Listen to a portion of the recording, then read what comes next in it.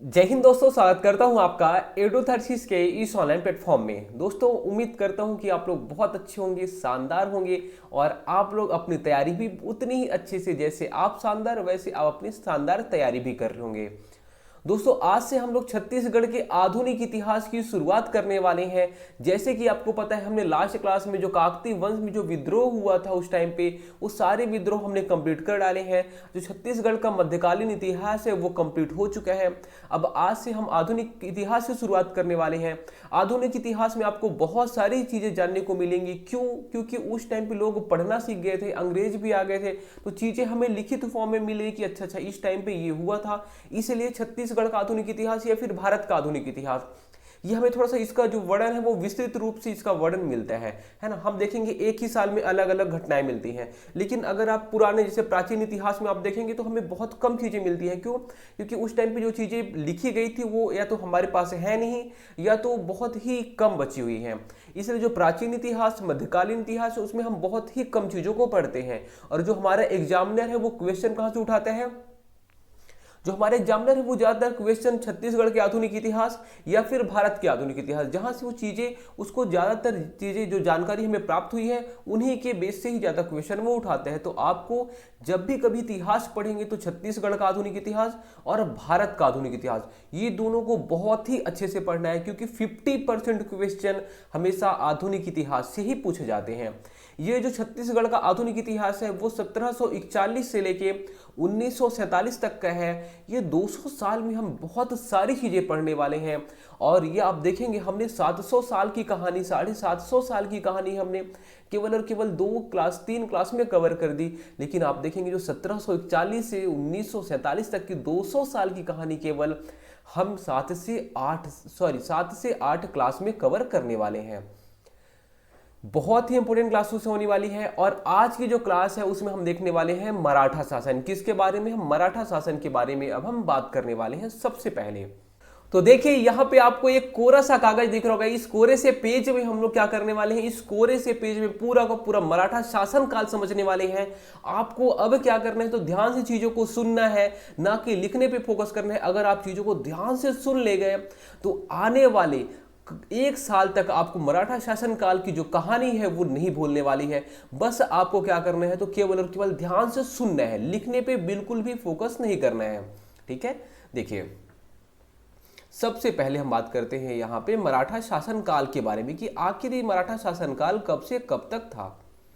मराठा शासन काल, मराठा शासनकाल कब से कब तक था? तो 1741 से लेके 1854 तक, 1741 से लेके 1854 तक मराठा यहाँ पे हमारे छत्तीसगढ़ में राज करते हैं। आखिर ये राज कैसे किए? देखिए, ये हम ये मानते हैं कि ठीक है, ये हमारा प्रायद्वीपीय भारत हो गया। ठीक है, ऐसे हमारा ये मान लीजिए हमारा भारत है, यहाँ छत्तीसगढ़ है, यहाँ पे महाराष्ट्र है। महाराष्ट्र वाले क्या करेंगे? यहाँ पे जो शासक थोड़े से मजबूत हो जाते हैं, चाहेंगे कि हम अपना क्षेत्र यहाँ पे भी क्या कर ले, तो इकट्ठा कर ले, अपने क्षेत्र, इस क्षेत्र पे भी अपना विस्तार कर ले। बस यही होता है कि जो महाराष्ट्र के जो राजा लोग रहते हैं ये छत्तीसगढ़ में अटैक करना चालू कर देते हैं, और यहीं से शुरुआत होती है मराठा शासनकाल की। आपको याद होना चाहिए कब, तो बोलोगे 1741। 1741 में क्या कहानी होती है? तो मराठा एक सेनापति रहता है। कौन? तो बोलोगे भास्कर पंत। कौन? भास्कर पंत। भास्कर पंत जो रहता है वो अटैक किसके ऊपर करता है? तो भास्कर पंत अटैक करते हैं कलचुरी राजवंश का जो राजा रहता है। कौन? रघुनाथ सिंह के ऊपर। याद आया क्या? बोलोगे थोड़ा थोड़ा याद आ रहा है। किसके ऊपर? रघुनाथ सिंह, जो रतनपुर का कलचुरी शासक रहता है रघुनाथ सिंह। रघुनाथ सिंह के ऊपर अटैक कौन कर देता है? तो भास्कर पंत। मराठा शासन काल का मराठा शासक का कौन रहता है? तो यह सेनापति रहता है। क्या रहता है? सेनापति रहता है। ठीक है, यह सेनापति रहता है, ये इसके ऊपर अटैक कर देता है। रघुनाथ सिंह बोलता है ठीक है, मैं सरेंडर कर देता हूं। क्यों? क्योंकि इसका एज हो चुका था, अभी लड़ाई कर नहीं सकता था, सरेंडर कर देता है। और इसी टाइम से हमारे छत्तीसगढ़ में मराठा शासनकाल लागू हो जाता है। ठीक है, 1741 की कहानी। देखिए, अब 1741 ये आपको समझ में आ गया कि चलो ठीक है, 1741 में तो रतनपुर के जो कलजुरी शासक था रघुनाथ सिंह, ये सरेंडर किया, तो रतनपुर में मराठा लोग यहाँ पे शासन करेंगे। अब बोलोगे रायपुर वालों का तो कहानी अब बताया नहीं। रायपुर में क्या होता है? रायपुर में एक शासक रहता है। कौन? तो बोलोगे जो अंतिम शासक है अमर सिंह। कौन? अमर सिंह। ये अमर सिंह के ऊपर अटैक होता है कब? 1750 में। तभी तो 1750 में रायपुर के कलचुरी खत्म हो जाते हैं। तो इसका जो शासक रहता है क्या नाम रहता है बोलोगे? अमर सिंह। रायपुर का जो कलचुरी शासक अमर सिंह, और रतनपुर का जो कलचुरी शासक अंतिम रहता है उसका नाम रहता है रघुनाथ सिंह। रघुनाथ सिंह के ऊपर मराठा शासक मराठा जो सेनापति रहता है भास्कर पंत अटैक करता है, सरेंडर कर देता है 1741 में। लेकिन यही जो मराठा सेनापति रहता है एक और, उसका नाम क्या रहता है? तो उसका नाम रहता है निरुपंत। क्या? निरुपंत। निरुपंत किसके ऊपर अटैक करता है? तो अमर सिंह के ऊपर अटैक करता है, जो रायपुर का कलचुरी शासक रहता है। यहां से 1750 से फिर छत्तीसगढ़ में कलचुरी खत्म हो जाते हैं।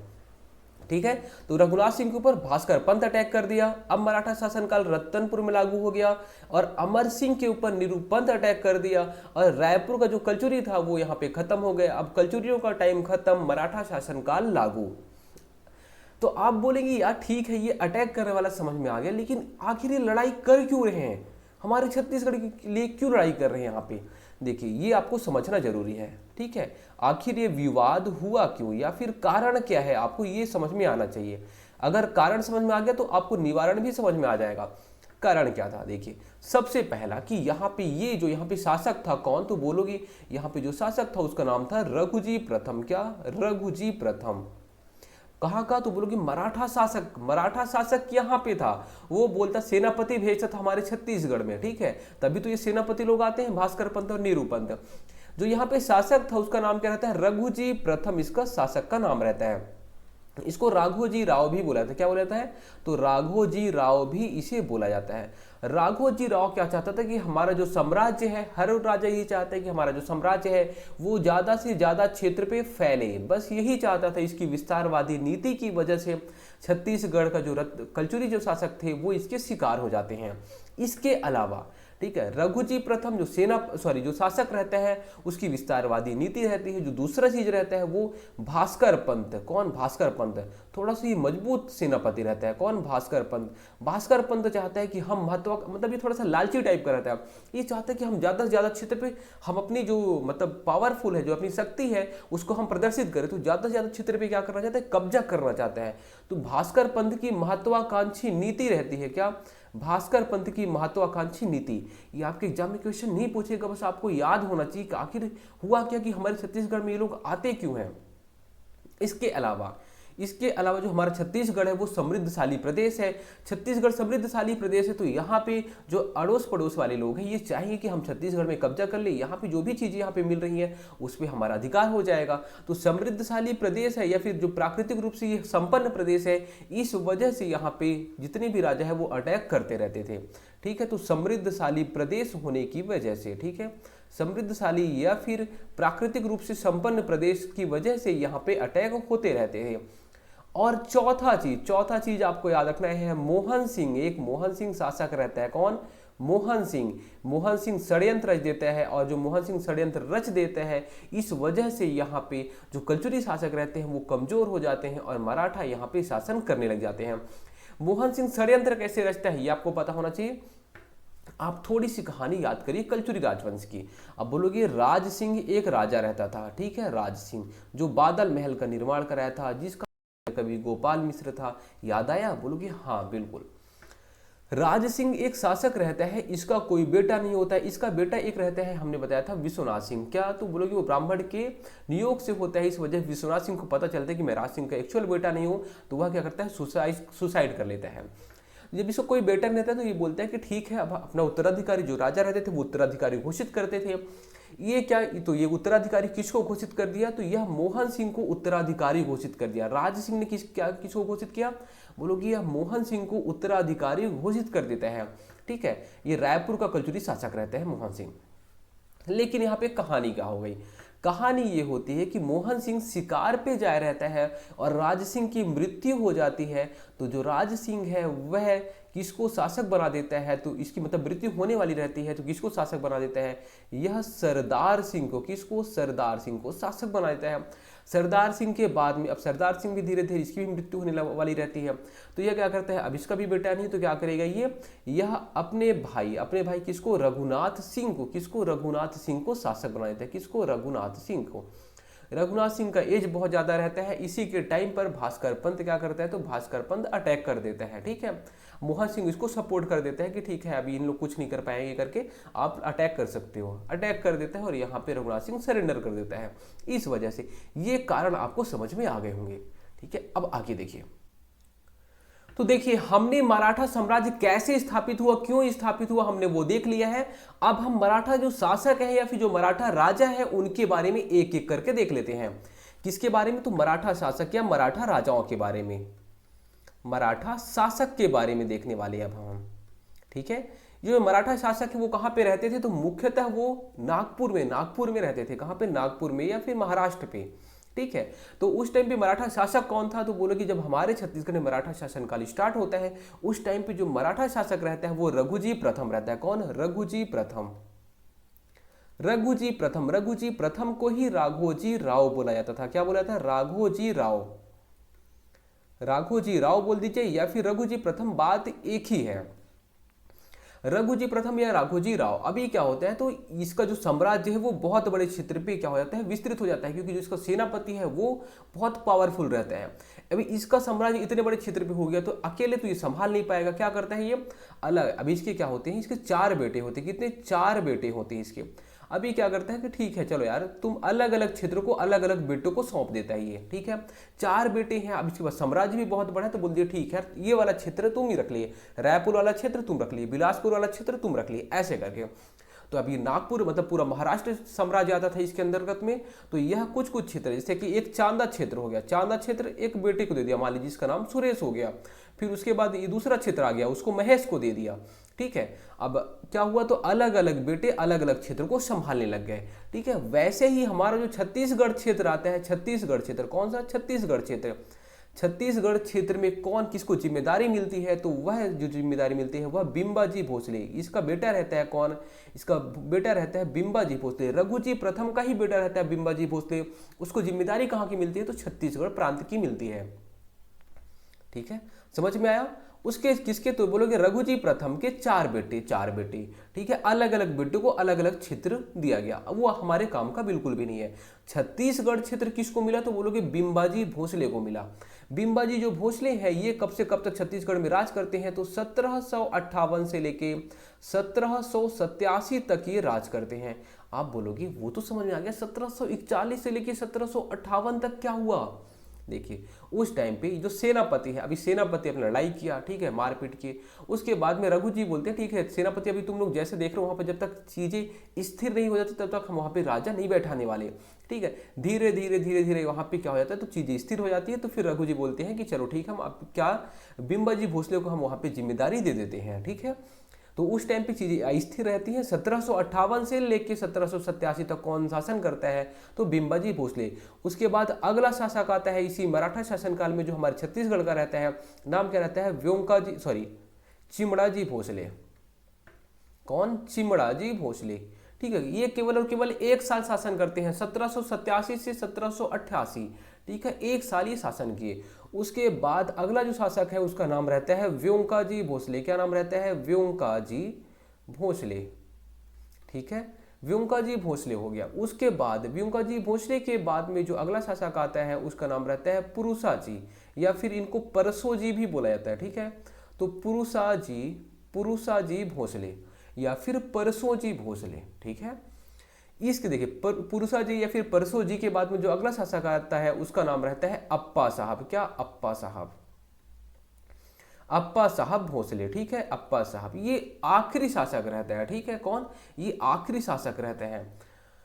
देखिए अब यहाँ पे ये कहानी हम यहाँ पे समझते हैं आखिर हुई क्या है। यहाँ पे बिंबाजी भोसले जब पहला शासक बन जाता है तो ठीक बोलते हैं ठीक है अब हम यहाँ पे संभालेंगे।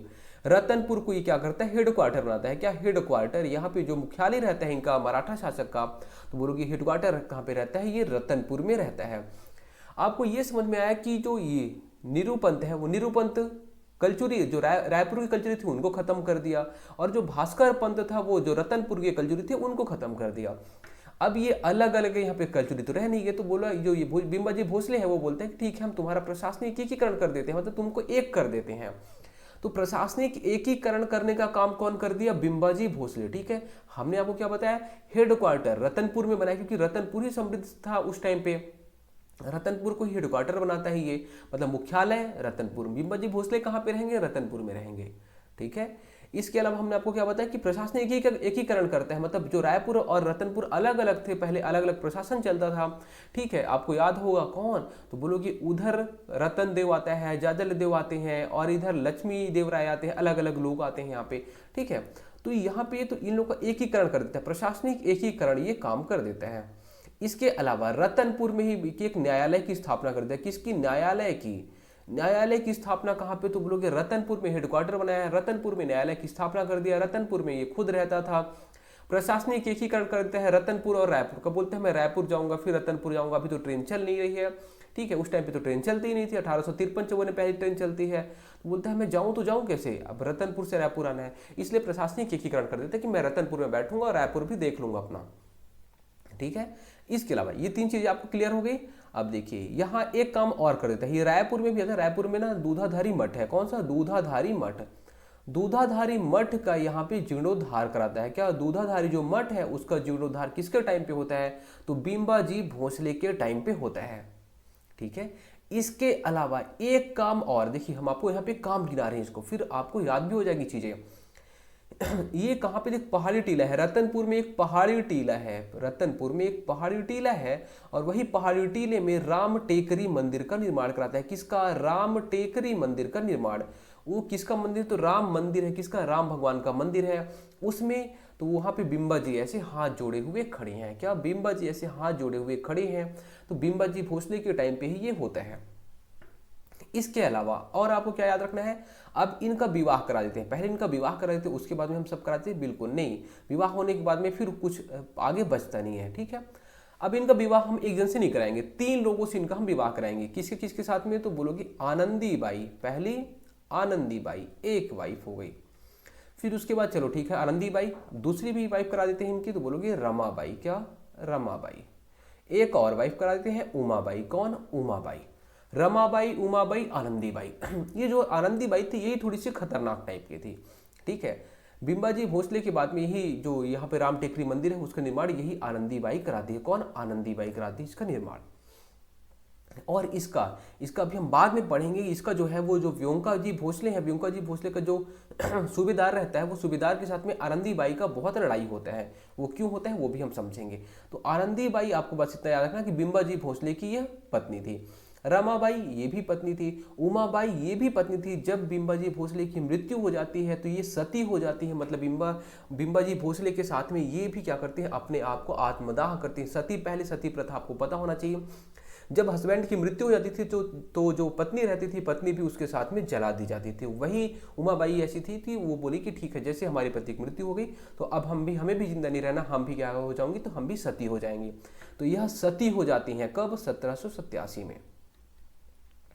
ठीक है, ये आपको आनंदीबाई जो है, आनंदीबाई रहती है, और इन्हीं के साथ में जो असली कहानी है बाद में चलती है। देखिए अब कौन? तो चिमड़ा जी भोसले, ये 1787 से 1788 तक रहेंगे। 1787 से 1788, बस इतना ही। फिर आते हैं व्योमका जी भोसले। व्योमका जी भोसले बोलते हैं कि ठीक है, मैं रतनपुर में भी मुझे नहीं रहना। अब देखो, आप रायपुर में नहीं रहना, रतनपुर में नहीं रहना, मुझे नागपुर में ही रहना है। ठीक है, तो ये क्या करते हैं? चलो ठीक है, हम नागपुर में रहेंगे, लेकिन सूबेदार बना देते हैं। क्या? सूबेदार बना देते हैं। सूबेदारों की नियुक्ति इन्हीं के टाइम से स्टार्ट होती है। किसकी? सूबेदार ये बना देते थे। बोलते थे कि ठीक है, तुम वहां पे संभालना। सूबेदार बनाए कैसे? हमारा छत्तीसगढ़, आखिर हमारे छत्तीसगढ़ में ये लोग कब्जा क्यों किए? बोलोगे हमारा छत्तीसगढ़ प्राकृतिक रूप से बहुत समृद्धशाली रहता था, इस वजह से ये लोग कब्जा किए। और देखिए जो सूबेदार रहता था, किसको बनाते थे? सूबेदार। ऐसे क्या इसका मन किया कि ठीक है, चलो तुम्हारे चाचा का बेटा, तुम्हारे हमारे भाई का बेटा है, या फिर तुम हमारे मौसा का बेटा है, फूफा का बेटा है, उसको बना देंगे क्या? बिल्कुल नहीं, ऐसा कुछ नहीं होने वाला रहता था। कि जो व्योमका जी भोसले हैं वो देखते थे यहाँ पे कि जो सबसे ज्यादा वहां से टैक्स ला सकता है, पैसा ला सकता है, कहाँ से? तो हमारे छत्तीसगढ़ वाले क्षेत्र से, उसी को बोला जाता था। या फिर जो सबसे ज्यादा मतलब उगाने का, जो जैसे कि मान लीजिए आप चावल, उस टाइम पे तो क्या पैसा तो चलता नहीं था, चावल लाने का, फिर अनाज लाने का जो काम कर लेगा, है ना, तो वो जो कर लेगा उसी को हम सूबेदार बनाएंगे। ठीक है, जो सबसे ज्यादा बोली लगाता था, ठीक है मैं 10 बोरा चावल लाऊंगा, बोलता था दूसरा वाला मैं 12 बोरा लाऊंगा। उसी के बेस पे ही सूबेदार नियुक्त किया जाता, ठीक है। तो व्योमका जी भोसले के टाइम पर ही सूबेदारों की नियुक्ति की गई। व्योमका जी भोसले बोलते थे कि मैं नागपुर में रहूंगा, मैं रतनपुर नहीं जाऊंगा, और सूबेदारों की नियुक्ति इन्हीं के टाइम पे होती है। अलग अलग सूबेदार आते हैं, कौन कौन आएंगे, तो बोलोगे महिपत राव। कौन पहला आएगा, महिपत राव।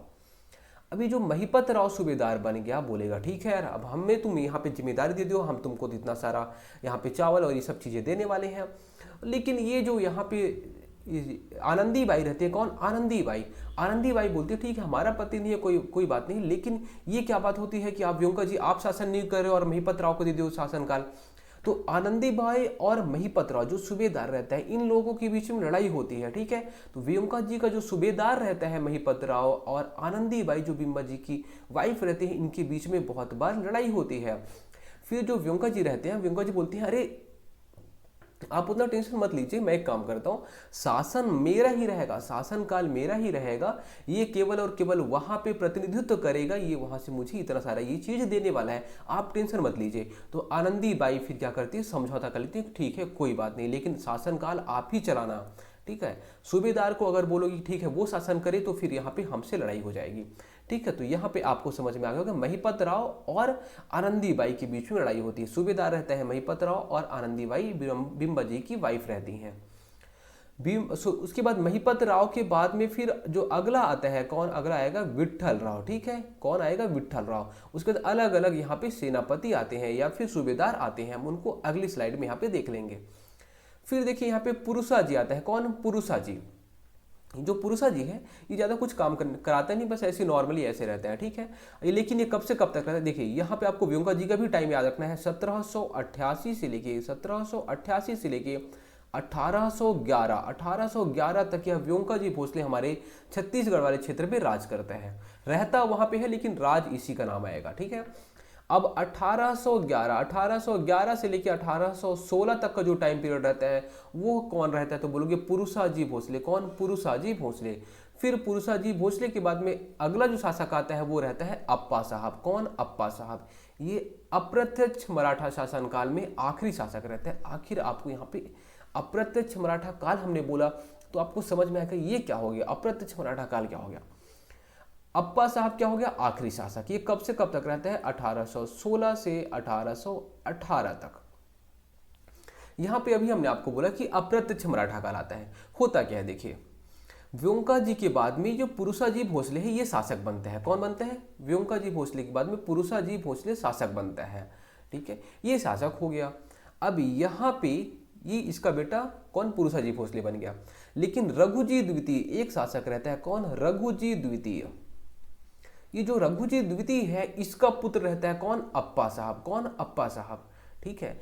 अभी जब पुरुषा जी भोसले जब शासक बन जाता है, ये क्या है, थोड़ा सा मानसिक रूप से, शारीरिक रूप से बहुत कमजोर रहता है। मानसिक और शारीरिक रूप से जब कमजोर रहता है तो ये क्या करता है, कौन, अप्पा साहब। अप्पा साहब जो रघुजी द्वितीय का बेटा रहता है वो देखते हैं यार ये तो कमजोर है, हम क्या करेंगे, सीधी सी बात है, इसको क्या करते हैं, इसको खत्म कर देते हैं, हम शासक वहां पे बन जाएंगे। तो अप्पा साहब पहले शासक नहीं रहता है, लेकिन यह पुरुषा जी जो भोसले हैं, जो अपना चचेरा भाई है, मतलब पुरुषा जी भोसले जो चचेरा भाई है, इनका हत्या करवा देते हैं। उसके बाद ये अप्पा साहब यहाँ पे शासक बनते हैं।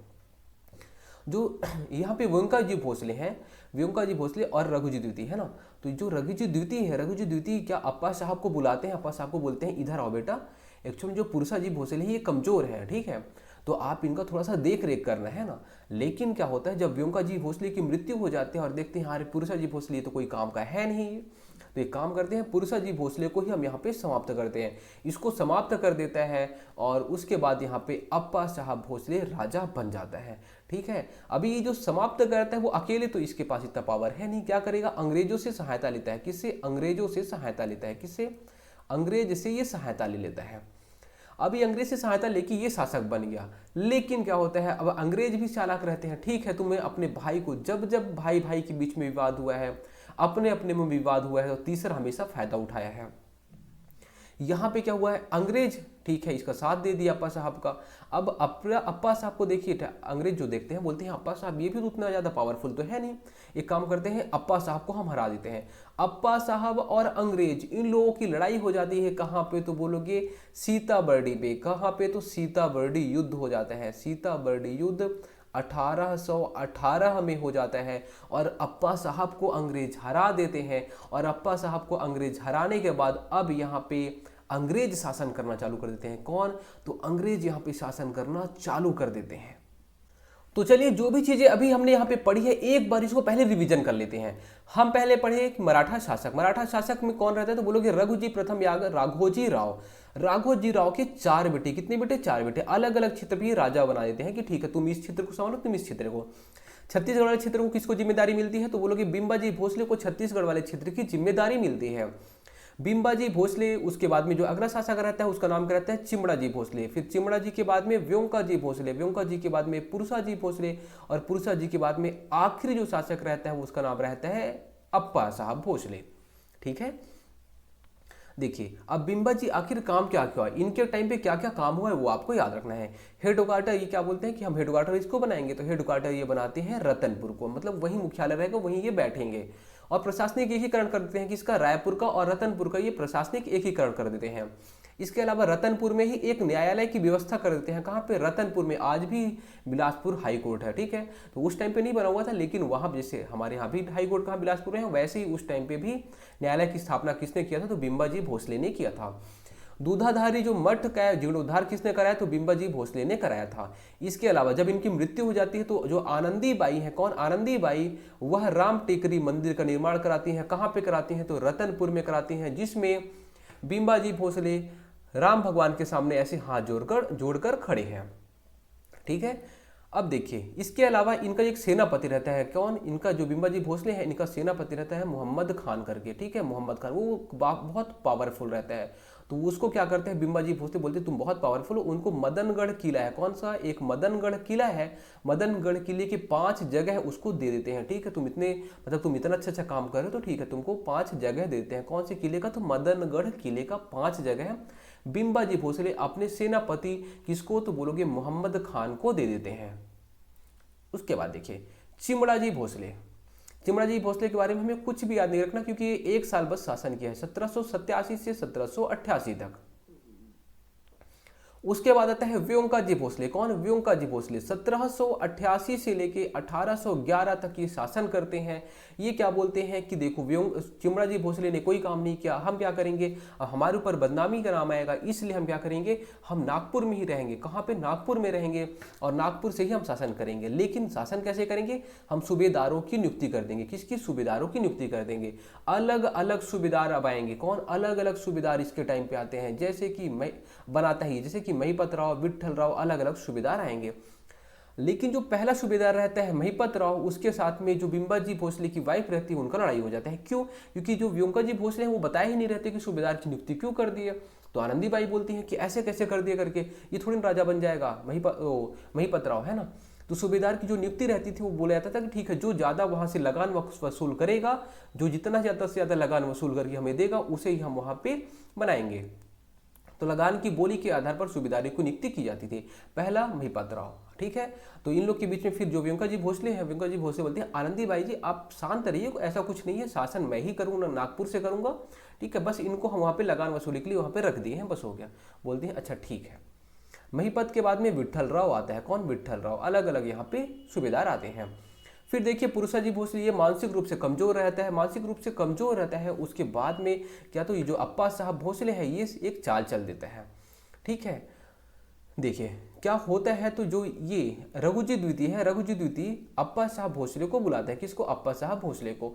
बोलता है जो व्योमकाजी भोसले का जो पुत्र है पुरुषाजी भोसले वो थोड़ा सा कमजोर है, तो उसका आप साथ देना। क्या? उसका आप साथ देना।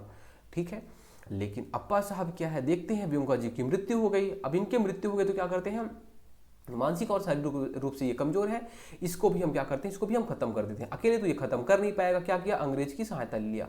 अंग्रेज की सहायता ले लिया, इस वजह से क्या होता है, तो ये जीत जाते हैं। कौन? अप्पा साहब जीत जाते हैं और पुरुषाजी की मृत्यु हो जाती है। अप्पा साहब जीत गए, अब ये राजा बन गए। लेकिन ये देखिए भाई और भाई, चचेरा भाई को ये मरवाया था। फिर क्या होता है, अंग्रेज बोलते हैं ठीक है अब तुम भी ज़्यादा पावरफुल रह नहीं गए हो। तो उसी 1818 में ही सीताबर्डी का युद्ध हो जाता है अंग्रेज और अप्पा साहब के बीच में। अंग्रेज जीत जाते हैं और अप्पा साहब हार जाता है। अंग्रेज बोलते हैं, अंग्रेज यहाँ पे चाहते तो शासन कर सकते थे, ठीक है, अंग्रेज यहाँ पे चाहते तो शासन कर सकते थे, लेकिन अंग्रेज बोलते हैं नहीं, शासन हम तुम्हारे नाम पर करेंगे। क्या, जीते हम हैं लेकिन हम शासन तुम्हारे नाम पर करेंगे। तो यहाँ पे जो राजा बनाया जाता है वो किसको, रघुजीत तृतीय को, किसको, रघुजीत तृतीय को। लेकिन जो रघुजीत तृतीय है वो क्या रहता है, तो वो बहुत छोटा रहता है। क्या, बहुत छोटा रहता है। जब वो बहुत छोटा है इसलिए बोला जाता है ठीक है, जब तक तुम बड़े नहीं हो जाते तब तक हम क्या करते हैं, ब्रिटिश अधीक्षक की नियुक्ति कर देते हैं। किसकी, ब्रिटिश अधीक्षक की नियुक्ति कर देते हैं। किसको, तो अंग्रेज जो है, अंग्रेज बोलते हैं हम शासन नहीं करेंगे, हम तुम्हारे नाम पर करेंगे, तुम्हारे नाम पर शासन तुम करो, कोई दिक्कत नहीं है, लेकिन बाकी चलेगा नाम हमारा। तो ठीक है, ये ब्रिटिश अधीक्षक की नियुक्ति कर देते हैं। लेकिन यहाँ पे जो रघुजीत तृतीय है उनको बोला जाता है ठीक है तुम बन जाओ, लेकिन ये क्या रहते हैं, छोटे रहते हैं, इस वजह से बोले कि ठीक है अभी हम ब्रिटिश अधीक्षक के नाम पर यहाँ पे शासन करेंगे, जब ये बड़े हो जाएंगे तो हम इनको साम्राज्य दे देंगे। ठीक है, तो 1818 से लेकर 1830 तक यहाँ पे ब्रिटिश अधीक्षक की नियुक्ति की जाती थी। ठीक है, तो किसकी, तो बोलेंगे ब्रिटिश सुप्रिटेंडेंट की नियुक्ति की जाती थी यहाँ पे। 1830 से 1854 तक की जो हम कहानी पढ़ेंगे, फिर वहाँ पे क्या होता है, तो फिर वहाँ पे पुनः मराठा शासनकाल लागू हो जाता है, जब रघुजीत तृतीय बड़े हो जाते हैं। तो जैसा कि अभी हमने आपको बताया कि जो मराठा शासक रहते हैं, मराठा शासकों में जो पहला शासक होता है हमारे छत्तीसगढ़ का, वो रहता है बिंबाजी भोसले। बिंबाजी भोसले बोलते हैं कि मैं रतनपुर में ही रहूंगा। फिर उसके बाद में जो अगला शासक रहता है उसका नाम रहता है चिमड़ाजी भोसले, वो 1 साल शासन करता है 1787 से 1788 तक, उसके बाद ये छोड़ देता है शासन। अगला जो शासक रहता है उसका नाम रहता है व्योमकाजी भोसले। व्योमकाजी भोसले बोलते हैं कि मैं नागपुर में रहूंगा, रतनपुर में नहीं आने वाला। उसके मैं रतनपुर में क्या कर देता हूँ, अब मैं सूबेदारों की नियुक्ति कर देता हूँ। किसकी, सूबेदारों की नियुक्ति कर देता हूँ, वहां पे सूबेदार रहेंगे, मैं बल्कि कहां पे रहूंगा, मैं नागपुर में रहूंगा। ठीक है, तो यहां जितने, अब क्या होगा, तो जब व्योमकाजी भोसले सूबेदारों की नियुक्ति करते हैं 1788 में, 1788 से लेके 1818 तक, कब तक बोलोगे, 1818 तक क्या होता है, तो इस टाइम पे पूरा का पूरा अब सूबेदार ही यहाँ पे शासन करने वाले हैं। कौन, सूबेदार ही यहाँ पे शासन करने वाले हैं। अब तो हम राजाओं के बारे में ना पढ़ के इसके बारे में पढ़ने वाले हैं, सूबेदारों के बारे में, क्योंकि हमारे छत्तीसगढ़ में सूबेदार अब रहेंगे। ठीक है, जो राजा रहेंगे वो राजा नागपुर में बैठे रहेंगे। देखिए पहला जो सूबेदार रहता है उसका नाम क्या रहता है, बोलोगे महिपत राव। महिपत राव। अगला जो सूबेदार रहता है उसका नाम रहता है विट्ठल राव। क्या, विट्ठल राव। उसके बाद जो और सूबेदार हुआ तीसरा, उसका नाम क्या रहता है, तो जो विट्ठल राव, उसके बाद भवानी कालू।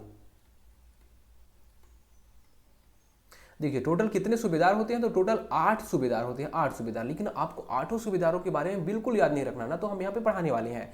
आपको जो जो इंपॉर्टेंट क्वेश्चन बन सकते हैं, जिससे बन सकते हैं, उन्हीं के बारे में हम आपको यहाँ पे पढ़ाने वाले हैं। महिपत राव के बाद में विट्ठल राव, विट्ठल राव के बाद में भवानी कालू, भवानी कालू के बाद में आता है केशव गोविंद। ठीक है, केशव गोविंद के बाद में जो अगला सूबेदार है उसका नाम है भीकाजी गोपाल। क्या, भीकाजी। भीकाजी के बाद में यहाँ पे सखाराम आता है। ठीक है, यहाँ पे 2 आते हैं अलग अलग, लेकिन आपको सखाराम बस के बारे में याद रखना है। सखाराम के बाद में जो लास्ट आता है उसका नाम रहता है यादव राव। यादव राव दिवाकर। बस आपको 7 के बारे में ही थोड़ा थोड़ा याद रखना है। 7 सूबेदार हो गए, बिल्कुल। अब देखिए महिपत राव, अब आपको याद क्या क्या करना है, तो बोलोगे महिपत राव याद रखना है, विट्ठल राव, ये 2 याद रख लिए। लास्ट में आपको यादव राव याद रखना है, क्योंकि देखिए हमारे एग्जाम में क्वेश्चन क्या पूछेगा, पहला पूछेगा या तो आखिरी पूछेगा। तो आप बोलोगे फर्स्ट ये हो गया, फर्स्ट ये हो गया, लास्ट कौन हो गया, लास्ट हो गया ये। ठीक है, महिपत राव, इसके टाइम पे काम क्या क्या हुआ है, तो देखिए इसके टाइम पे जो सबसे इंपॉर्टेंट काम हुआ है, पहला बात तो ये देखिए, ये आनंदीबाई से युद्ध कर रहा था। आनंदीबाई बिंबाजी भोसले की जो पत्नी रहती है उनका नाम रहता है आनंदीबाई। तो बिंबाजी भोसले की जो पत्नी आनंदीबाई, उनके साथ में इनका युद्ध होता है, लड़ाई होता है। ठीक है, फिर कौन समझौता करता है, तो व्योमकाजी भोसले। तो आनंदीबाई के साथ में इनका संघर्ष होता है, पहला काम। दूसरा, ये रायपुर में, कहाँ पे, रायपुर में, रायपुर में है बूढ़ा तालाब। क्या है, बूढ़ा तालाब, जिसे हम विवेकानंद सरोवर, वहां पे क्या है, तो स्वामी विवेकानंद की मूर्ति बनी हुई है बूढ़ा तालाब में, जो रायपुर का सेंटर में है। वहीं पे ही लोग धरना प्रदर्शन करते हैं। अगर आपको धरना प्रदर्शन करना है तो आप बूढ़ा तालाब के पास में ही वहां पे एक स्थान डिसाइड किया गया है जहां पे आप धरना प्रदर्शन दे सकते हैं।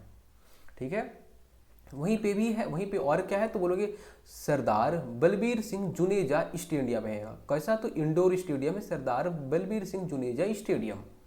ठीक है, चलिए, तो आपको क्या याद रखना है कि ये पहला सूबेदार होता है, और इसके अलावा आनंदीबाई के साथ में इसकी लड़ाई हो जाती है, और यह तो बूढ़ा तालाब का निर्माण कराता है। किसका, बूढ़ा तालाब, या फिर किसका, तो बोलोगे स्वामी विवेकानंद सरोवर का निर्माण कराते हैं।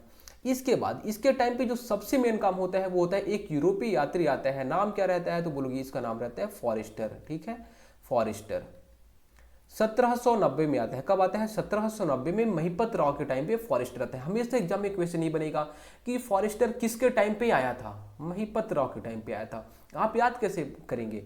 माही याद कराया था हमने, माही माही क्या कर रहा है? फोड़ रहा है। ठीक है, फोड़ रहा है, माही फोड़ रहा है। और क्या कर दिया माही ने? 17 गेंद में 90 रन बना लिया। क्या? 17 गेंद में 90 रन बना लिया। माही फोड़ रहा है, 17 गेंद में 90 रन बना लिया। बस आपको ऐसे याद रखना है। याद हो गया? आगे देखिए, अगला है विट्ठल राव। ठीक है, विट्ठल राव के बारे में। अब विट्ठल राव क्या करते हैं तो यह परगना पद्धति स्टार्ट कर देता है। क्या करता है? ये परगना पद्धति स्टार्ट कर देता है। इसका काम क्या रहता है? परगना पद्धति।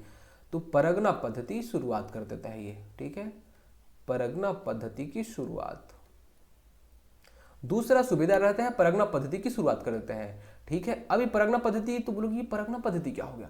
आपको ये पता है कि हमारा जो छत्तीसगढ़ उस छत्तीसगढ़ों में विभाजित था कलचुरी के टाइम पे। किसके टाइम पे? कलचुरी के टाइम पे। याद आया? बोलोगे हाँ हाँ, कल्याण सा याद आ गया। कल्याण से 18 गढ़ में डिवाइड किया रहता है। यही जो 36 गढ़ हो गए, 18 मतलब छत्तीसगढ़, छत्तीसगढ़ों को यह किस में तो बोलोगे परगना में डिवाइड कर देता है। और तो ये छत्तीसगढ़ को 27 परगना में डिवाइड, छत्तीसगढ़ को यह 27 परगना में डिवाइड कर देते। कितने? तो बोलोगे 27 परगना में यही विट्ठल राव दिवाकर क्या कर देता है तो बोलोगे डिवाइड कर देता है। परगना में जो प्रमुख होते हैं, कन्विंसदार होते हैं, अलग अलग यह नेता बनाता है परगना में। ठीक है, तो यह क्या करता है तो जो 36 गढ़ रहते हैं, गढ़ को खत्म करके यह परगना में डिवाइड करते हैं। गढ़ों को परगना में किसने डिवाइड किया तो बोलोगे विट्ठल राव दिवाकर। परगना पद्धति के सूत्रधार अगर आपसे पूछेगा तो बोलोगे सूत्रधार कौन था तो बिंबाजी भोसले। वो चाहते थे कि हाँ परगना पद्धति हो, लेकिन वो कुछ नहीं कर पाया। क्या हो? उनकी मृत्यु हो गई। तो फिर उसके बाद परगना पद्धति को लागू किसने किया तो आपको याद रखना है विट्ठल राव दिवाकर। ठीक है, सूबेदार को किसने लागू किया? बोलोगे व्योमकाजी भोसले ने सूबेदार पद्धति को शुरुआत किया था। ठीक है, तो विट्ठल राव दिवाकर क्या करते हैं? 36 गढ़ों को 27 परगनों में डिवाइड कर देते हैं। उसके बाद देखिए भवानी कालू कुछ नहीं करता है, सबसे कम टाइम तक ये सूबेदार रहता है। क्या? सबसे कम टाइम। तो आपको याद रखना है कि अत्यल्प कम, या फिर आप बोल सकते हैं अत्यल्प, मतलब सबसे कम टाइम तक ये सूबेदार रहता है। आपको याद रखना कौन? भवानी कालू। हमारे एग्जाम में क्वेश्चन पूछ लेते हैं कि सबसे कम टाइम तक कौन सूबेदार रहा, तो आपको याद रखना चाहिए भवानी कालू। अगर आपसे पूछ लेते हैं कि सबसे ज्यादा समय तक कौन सूबेदार रहा तो आप बोलोगे केशव गोविंद। सर्वाधिक समय तक जो सूबेदार रहा है वो रहा है केशव गोविंद। सबसे कम समय तक भवानी कालू। ठीक है, इसके अलावा जो केशव गोविंद है, केशव गोविंद के टाइम पे एक शासक आता है, सॉरी यूरोपीय यात्री आता है। कौन? उसका नाम क्या रहता है तो उसका जो नाम रहता है वो रहता है क्या? कोलब्रुक। क्या रहता है? कोलब्रुक। ठीक है, तो यहां पे आपको क्या याद रखना है कि कोलब्रुक आता है इसके टाइम पे। किसके? केशव गोविंद के टाइम पे कोलब्रुक आता है। ठीक है, कब आता है तो 1795 में आता है। कौन? कोलब्रुक आता है। ठीक है, तो 1795 के टाइम पे कोलब्रुक आता है। इसके अलावा देखिए यहाँ पे एक चीज ये और आपको याद रखना है, जो विट्ठल राव है, विट्ठल राव के टाइम पे कौन आता है तो आपको याद रखना है यहाँ पे मिस्टर ब्लंट आते हैं। कौन? मिस्टर ब्लंट आते हैं। हाँ, वही ब्लंट जिसका विरोध हुआ था कहाँ पे? बस्तर वाले क्षेत्र पे इनका घुसने पे विरोध हुआ था। तो क्या करते हैं वो रतनपुर आते हैं पहले, फिर उसके बाद रायपुर आते हैं। रतनपुर और रायपुर में तो आ जाते हैं, लेकिन काकती वंश में वो वहाँ पे बस्तर वाले क्षेत्र पे नहीं जा पाते, उनका विरोध हो जाता है। वहाँ से इनको भगा दिया जाता है, किसको? मिस्टर ब्लंट को भगा दिया जाता है।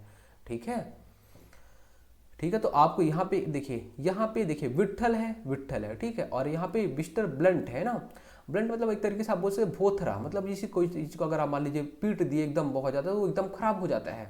ठीक है, तो वैसे तो आप लाठी से किसी चीज को मान लीजिए, किसी को जैसे सांप है, आप सांप को अगर लाठी से मारोगे तो क्या हो जाएगा? धीरे धीरे वो ऐसे एकदम खराब हो जाएगा, पूरा एकदम फैल जाएगा एकदम वो, तो वैसे टाइप का है ना। तो यहाँ पे आप ऐसे याद कर सकते हो। ठीक है, विट्ठल राव के टाइम पे क्या हुआ? मिस्टर ब्लंट आया था। केशव के टाइम पे कौन आया? कोलब्रुक आया। तो बोलोगे केशव करके एक लड़का है और वो क्या है तो बोलोगे वो कोल है। या फिर आप ऐसे बोल सकते हो कोल एक जनजाति भी होती है, आप वैसे याद कर सकते हो। या फिर आप बोल सकते हो कि केशव क्या है तो वह ब्रुक या फिर बुक पढ़ रहा है। क्या? ब्रुक मतलब यह बुक पढ़ रहा है। केशव एक लड़का है, वो क्या पढ़ रहा है तो बुक पढ़ रहा है। ठीक है, आपको याद रखना है। मिस्टर ब्लंट कब आते हैं तो 1795 में, और जो कोलब्रुक है वो भी इसी टाइम पे आता है। तो केशव गोविंद के टाइम में आप क्या रखना है, सर्वाधिक समय तक ये टाइम मतलब ये सूबेदार रहता है। कोलब्रुक इसके टाइम पे आता है 1795 में, ठीक है। उसके बाद कौन, तो बोलोगे भीकाजी गोपाल। कौन, भीकाजी गोपाल। और इसके टाइम पे बहुत ज़्यादा पिंडारी आते हैं। क्या, पिंडारी आक्रमण बहुत ज़्यादा होता है। होता केशव गोविंद के टाइम पे, केशव गोविंद के टाइम पे एक्चुअली पिंडारी आना स्टार्ट होते हैं, ठीक है। ये रक्षा कर लेता है। अब पिंडारी होते क्या था, तो देखिए 25,000 लोग रहते, लगभग 25,000 लुटेरों का ये समूह रहता था, उसे हम पिंडारी बोलते थे। तो 25,000 लुटेरों का जो समूह होता था उसे हम पिंडारी बोलते थे। उससे रक्षा कौन किया था, तो केशव गोविंद, है ना। लेकिन जब केशव गोविंद का टाइम खत्म हो जाए, जब ये सूबेदार खत्म हो जाता है, तो उसके भीकाजी गोपाल होता है। भीकाजी गोपाल क्या, इसी के टाइम पे सबसे ज़्यादा जो पिंडारी रहते हैं वो उपद्रव करते हैं, ठीक है। तो पिंडारी उपद्रव किसके टाइम पे होता है, भीकाजी गोपाल के टाइम पे हुआ था। फिर सखाराम हरि आते हैं, इनके बारे में आप कुछ मत याद रखिए, बस ये आए थे करके। उसके बाद आता है यादव राव दिवाकर। यादव राव जो दिवाकर है ये क्या करते हैं, तो यह लास्ट रहता है, ठीक है। यह क्या होता है, तो अंतिम सूबेदार रहता है, आपको याद रखना है। कौन, यादव राव दिवाकर अंतिम सूबेदार रहता है, ठीक है। चलिए यहाँ पे जितनी भी चीजें हमने एक बार पढ़ी है, एक बार फिर से रिवीजन करते हैं आप। तो देखिए सबसे पहले हमने आपको बताया कि जो व्योमकाजी भोसले रहते हैं वो सूबेदार पद्धति के जनक होते हैं। मतलब सूबेदारों की नियुक्ति कौन करता है, तो व्योमकाजी भोसले के टाइम से शुरुआत होती है। देखिए टोटल हमारे छत्तीसगढ़ में कितने सूबेदार नियुक्त किए जाते हैं, तो 8 सूबेदार हमारे छत्तीसगढ़ में नियुक्त किए जाते हैं। पहला सूबेदार कौन रहता है, महिपत राव। उसके बाद में विट्ठल राव, ठीक है। पहला तो बोलोगे महिपत राव। आखिरी कौन रहता है, यादव राव दिवाकर। आखिरी सूबेदार पहला महिपत राव, आखिरी यादव राव दिवाकर। महिपत राव के बाद में अगला सूबेदार कौन आता है, विट्ठल राव, ठीक है। उसके बाद में भवानी कालू। ऐसे करके टोटल 8 सूबेदार आते हैं। महिपत राव के टाइम पे क्या क्या होता है, तो यह पहला सूबेदार होता है। आनंदी बाई के साथ में इसका लड़ाई हो जाता है। इसके अलावा यह विवेकानंद सरोवर की नींव डालते हैं, मतलब विवेकानंद जो तालाब है वो यही बनवाता है। और फॉरेस्टर जो यूरोपीय यात्री है इसके टाइम पे आता है। तो आपको याद रखना है जो माही है वो फोड़ रहा है ना। 17 गेंद में 90 रन बना लिया, 1790 में आता है। फिर आता है विट्ठल राव दिवाकर। कौन, विट्ठल राव दिवाकर। परगना पद्धति के यह जन्मदाता होता है। परगना पद्धति का सूत्रधार कौन होता है, तो बिंबाजी भोसले सोचे रहते हैं बस, लेकिन एक्चुअल में लागू कौन करता है, तो विट्ठल राव दिवाकर, जो कि एक सूबेदार रहता है। वह 36 जो गढ़ रहते हैं, 36 गढ़ों को यह 27 परगनों में डिवाइड कर देता है। इसके टाइम पे कौन आते हैं, तो बोलोगे इसके टाइम पे मिस्टर ब्लंट एक यूरोपीय यात्री आता है, ठीक है। 1790 में आता है मिस्टर ब्लंट। उसके बाद में भवानी कालू। भवानी कालू सबसे कम समय तक सूबेदार रहता है। उसके बाद में जो अगला सूबेदार है उसका नाम है केशव गोविंद। सबसे ज़्यादा समय तक केशव गोविंद सूबेदार रहता है। और इसके टाइम पे एक यूरोपीय यात्री आता है, नाम क्या रहता है, तो कोलब्रुक। क्या नाम रहता है, कोलब्रुक। इसे हमने कैसे याद रखा था, तो केशव जो लड़का है वो बुक बहुत ज़्यादा पढ़ता है, ठीक है। आप ऐसे याद कर सकते हैं। फिर देखिए अगला जो सूबेदार है उसका नाम है भीकाजी गोपाल। भीकाजी गोपाल के टाइम पे पिंडारी उपद्रव बहुत ज़्यादा होता है। पिंडारी उपद्रव दोनों के टाइम पे होता है, केशव गोविंद के टाइम में भी होता है और भीकाजी गोपाल के टाइम में भी होता है। दोनों के टाइम पे होता है, लेकिन सबसे ज़्यादा भीकाजी गोपाल के टाइम पे। सखाराम हरि आते हैं। सखाराम हरि के टाइम पे ज़्यादा कुछ नहीं होता। इनके टाइम पे सरगुजा जो जमींदारी रहती है, सरगुजा जमींदारी और यहाँ पे छोटा नागपुर का पठार, इन लोग के बीच में जो जमींदारी रहती है इनके बीच में विवाद होता है, तो ये सुलझाने का काम कर देते हैं। तो उतना इंपॉर्टेंट नहीं है, फिर भी आप एक बार समझ लेना, पढ़ लेना। यादव राव दिवाकर। यादव राव दिवाकर अंतिम सूबेदार होते हैं। क्या, अंतिम सूबेदार होते हैं ये। और इन्हीं के टाइम पे ही क्या होता है, तो आपको पता है यादव राव दिवाकर ये इस टाइम पे कौन राजा रहेगा, मराठा शासक, तो बोलोगे कृष्ण राव अप्पा, सॉरी या फिर अप्पा साहब भोसले। कौन, अप्पा साहब भोसले। अप्पा साहब भोसले। अप्पा साहब भोसले के टाइम पे सखाराम भी रहता है और यादव राव दिवाकर, ये लोग सूबेदार रहते हैं। अप्पा साहब को कौन हरा दिया, तो आप याद करोगे अगर, तो बोलोगे अप्पा साहब को हरा दिए थे कौन, अंग्रेज लोग। कौन, अंग्रेज। और उसमें से कौन, तो एक रहता है जेनकिंस करके, अंग्रेज सेनापति जेनकिंस रहता है। जेनकिंस इसको हरा देता है और बोलता है ठीक है अब हम क्या करने वाले हैं, तो शासन आपके नाम पर ही करेंगे लेकिन हम लोग करेंगे, ठीक है। तो ब्रिटिश अधीक्षक की नियुक्ति कर देता है। किसकी, ब्रिटिश अधीक्षक की नियुक्ति कर देता है। और बोलता है कब, तो बोलोगे 1818 में। और बोलता है कि ठीक है जब तक रघुजीत तृतीय, कौन, रघुजीत तृतीय जब तक बड़े नहीं हो जाते तब तक हम लोग ब्रिटिश अधीक्षक यहाँ पे चलाएंगे। चीज़ें याद हो गई। देखिए एक बार हम फिर से रिवीजन करेंगे जो चीज़ें हम पढ़े हैं आज की क्लास में। आपको हम यहाँ पे लिख के अच्छे से नहीं बताने वाले कि आखिर क्या क्या, आप अच्छे से लिख लीजिए क्योंकि आप भी बच्चे नहीं हैं, आप भी बड़े हो गए हैं, है ना। अब हम क्या करने वाले हैं यहाँ पे देखिए, जो चीज़ें हम पढ़े हैं। मराठा शासनकाल 1741 से 1854 तक ये चला है, ठीक है। तो भास्कर पंत जो रहते हैं, भास्कर पंत रघुनाथ सिंह के ऊपर अटैक करते हैं, जो कि रतनपुरी कल्चुरी के शासक रहते हैं। और निरू पंत जो रहते हैं, ये भी मराठा शासक के सेनापति रहते हैं। ये किसके ऊपर अटैक करते हैं? तो ये अमर सिंह के ऊपर अटैक करते हैं, जो कि रायपुर के कल्चुरी शासक रहते हैं। 1750 में यहाँ से सत्ता खत्म होती है, 1741 में कल्चुरियों की सत्ता यहाँ से खत्म होती है। कहाँ पे? रतनपुर से। फिर देखिए राज सिंह को आपको पता है, राज सिंह के बारे में ये सारी कहानी हमने आपको पहले ही बता दी है, ठीक है। उतना इंपॉर्टेंट ये नहीं है, बस आपको हमने कहानी बता दी है। फिर आगे देखिए, आगे कौन आता है? तो मराठा शासक आते हैं, रघुजीत प्रथम, या फिर आप बोल सकते हैं राघोजी राव। इनके 4 बेटे रहते हैं। कौन रहते हैं? तो बोलोगे पहला रहता है बिंबाजी भोसले। बिंबाजी भोसले के बाद में अगला शासक आता है चिमड़ाजी भोसले। चिमड़ाजी के बाद में व्योंका, फिर उसके बाद पुरसाजी, उसके बाद अप्पा साहब, ठीक है। अब इनका सीक्वेंस आपको याद करने की जरूरत नहीं है, बस आपको पहला तो याद रहना ही चाहिए, बिंबाजी भोसले, और जो लास्ट रहते हैं वो अप्पा साहब भोसले रहते हैं। बिंबाजी के टाइम में क्या होता है? तो हेडक्वार्टर ये बोलते हैं कि मैं रतनपुर में रहूंगा, रतनपुर को ही हेडक्वार्टर बनाते हैं। मुख्यालय कहाँ पे? तो बोलेंगे रतनपुर में। प्रशासनिक एकीकरण करते हैं रायपुर और रतनपुर का। न्यायालय बनाते हैं कहाँ पे? रतनपुर में। दूधाधारी मठ का जीर्णोद्धार कहाँ पे होता है? तो बोलोगे बिंबाजी भोसले के टाइम पर ही होता है। बिंबाजी भोसले की जब मृत्यु हो जाती है तो जो उनकी वाइफ रहती है आनंदी बाई, वो क्या करती हैं? राम टेकरी मंदिर का निर्माण कराती हैं, जिसमें बिंबाजी भोसले रहते हैं। वो क्या करते हैं? राम भगवान के सामने हाथ जोड़कर खड़े रहते हैं। इनके 3 वाइफ रहती हैं, आनंदी बाई, रमाबाई, उमाबाई। उमा क्या होती है? जैसे देखती हैं कि हाँ बिंबाजी भोसले की मृत्यु हो गई तो वो सती हो जाती हैं, ठीक है। बस हो गया, इतना ही याद रखना था। फिर आते हैं चिमड़ाजी भोसले, वो केवल 1 साल शासन करते हैं। उसके बाद आते हैं व्योंकाजी भोसले। व्योंकाजी भोसले क्या? तो 1788 से 1811 तक यहाँ पर ही शासन करते हैं। लेकिन वो बोलते हैं कि मैं यहाँ पे नहीं, कहाँ पे रहूंगा? तो मैं नागपुर में रहूंगा, और यहाँ पे सूबेदारों के माध्यम से रतनपुर में मैं सूबेदारों की नियुक्ति करूंगा। और जो जितने भी सूबेदार रहेंगे, उनका जो हेडक्वार्टर, जो भी सूबेदार रहेंगे वो कहाँ पे रहेंगे? तो रतनपुर में रहेंगे। सूबेदारों का जो हेडक्वार्टर रहेगा वो भी आपको याद रखना है, कहाँ पे रहेगा? तो रतनपुर में रहने वाला है, ठीक है। अब देखिए सूबेदार नियुक्त हो गए, अलग अलग सूबेदार आते हैं। महिपत राव, विठल राव, भवानी कालू, केशव गोविंद, ऐसे करके अलग अलग सूबेदार आते हैं। फिर कौन आया? तो बोलोगे पुरुषाजी भोसले। ये थोड़ा शारीरिक रूप से क्या रहता है? शारीरिक और मानसिक रूप से कमजोर रहता है, ठीक है। तो रघुजी द्वितीय जो है वो बोलते हैं कि देखो यार, जो व्योंका जी का बेटा है पुरुषाजी, वो थोड़ा सा कमजोर है। अप्पा साहब को बुला के बोलता है कि इनका बेटा जो है वो थोड़ा सा कमजोर है, आप ही उसकी थोड़ा सहायता कर देना, वो उसके काम पे, मतलब वो राजा है तो थोड़ा उसकी सहायता कर देना। जैसे देखता है कि यार व्योंका जी की अब मृत्यु हो गई है, अब क्या करें? तो बोलेगी ठीक है, पुरुषा जी को हम यहाँ पे निपटाते हैं, और कौन? मैं शासन करने बैठ जाऊंगा। जो अप्पा साहब है वो यहाँ पे अंग्रेजों की मदद से पुरुषा जी को यहाँ पे क्या करता है? तो उनकी हत्या करवा देता है। अपने चचेरे भाई की हत्या करवा के क्या करता है? राजा बन जाता है ये। तो उसके बाद अप्पा साहब और अंग्रेज, जैसे ही अब राजा बनेगा तो अंग्रेज को भी लगता है कि ठीक है तुम भी उतने पावरफुल हो नहीं, तो अंग्रेज क्या करते हैं? अप्पा साहब को मार देते हैं, और अंग्रेज यहाँ पे शासन करने लग जाते हैं। अंग्रेज चाहते तो शासन कर लेते, लेकिन वो बोलते हैं ठीक है हम तुम्हारे नाम पर, मतलब एक तरीके से शासन अंग्रेज कर रहे हैं, लेकिन हम बोलते हैं कि हम तुम्हारे नाम पर करेंगे। हम यहाँ पे अगर ऐसे अपने नाम पर करेंगे तो हमारे ऊपर जो लोग हैं हमारे ऊपर गुस्सा करेंगे, इसलिए तुम्हारे कंधे पे बंदूक रख के हम गोली चलाने वाले हैं, ठीक है। रघुजी तृतीय आता है। कौन? रघुजी तृतीय। अब बोलते ये लोग, अंग्रेज लोग बोलते हैं कि ठीक है, अब रघुजी तृतीय को जब तक बड़ा नहीं होता तब तक हम यहाँ पे ब्रिटिश अधीक्षक की नियुक्ति करेंगे, और ब्रिटिश अधीक्षक यहाँ पे क्या करेगा? शासन करने वाला है। तो 1818 में जब ये अप्पा साहब और उनका लड़ाई होता है, अप्पा साहब और अंग्रेजों का, वहीं से अप्पा साहब हार जाते हैं, और ये ब्रिटिश अधीक्षक की नियुक्ति करके अब यहाँ से 1818 से लेकर 1830 तक ये शासन चलने वाला है। कौन करेगा? ब्रिटिश अधीक्षक। उसके बाद देखिए हमने आपको बताया किसके बारे में? सूबेदारों के बारे में। सूबेदार, पहला सूबेदार कौन? तो बोलोगे महिपत राव। महिपत राव के टाइम पे किसकी लड़ाई होता है? तो बोलोगे आनंदी बाई के साथ में लड़ाई होता है। इसके अलावा विवेकानंद सरोवर की निर्माण कौन कराते हैं? महिपत राव कराते हैं। फॉरेस्टर किसके टाइम पे आता है? तो माही फोर्ट रहा है फॉरेस्टर किसके टाइम पे? महिपत राव के टाइम पे आता है, 1790 में आता है। फिर जो अगला शासक है वो रहता है विठल राव, सॉरी सूबेदार, जो अगला सूबेदार विठल राव। विठल राव क्या करते हैं? तो यह परगना पद्धति का जन्मदाता रहता है। परगना पद्धति का जो सूत्रधार रहता है वो रहता है बिंबाजी भोसले। वो सोचे रहते हैं, लेकिन ये क्या करता है? लागू कर देता है।